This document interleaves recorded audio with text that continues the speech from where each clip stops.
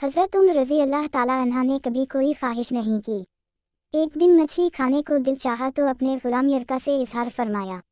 यरका आपका बड़ा वफादार ग़ुलाम था। एक दिन आपने फरमाया, यरका आज मछली खाने को दिल करता है, लेकिन मसला ये है 8 मील दूर जाना पड़ेगा दरिया के पास मछली लेने और 8 मील वापस आना पड़ेगा मछली लेके।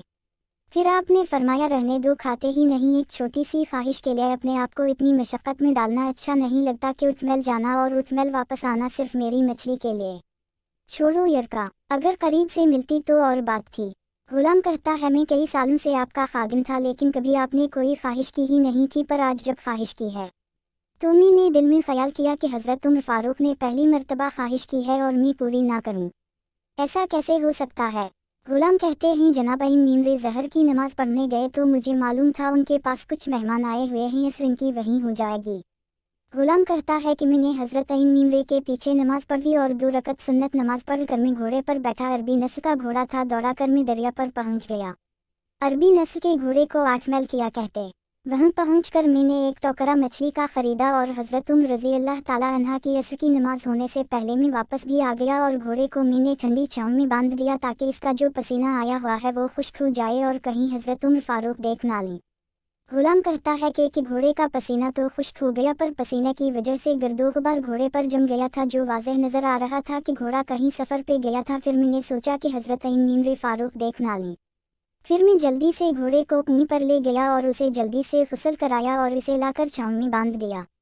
जब हमारी ख्वाहिशात होती हैं तो क्या हाल होता है, लेकिन ये ख्वाहिश पूरी करके डर रहे हैं क्योंकि ज़मीर जिंदा है।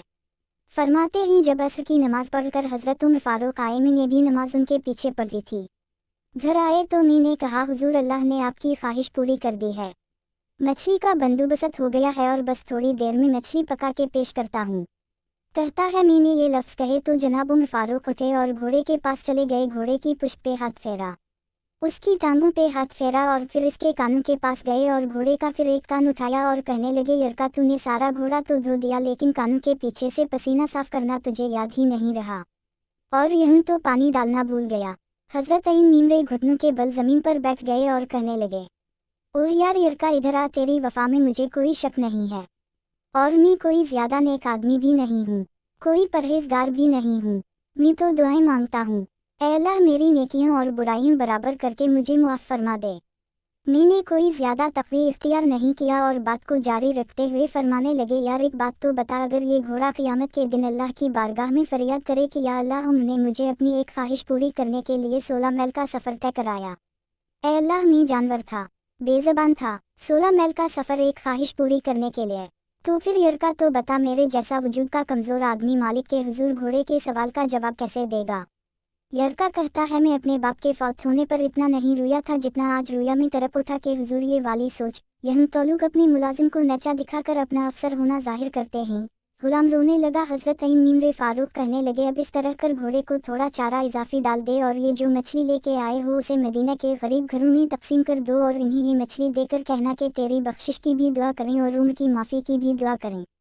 सिर्फ आप ही पढ़कर आगे ना बढ़ जाएं बल्कि औरों को भी शरीक करें, ये सदका जारिया होगा, इसमें आपकी तहरीर हज़ारों लोगों के लिए सबक आमोज़ साबित हो। जज़ाकल्लाह खैरा।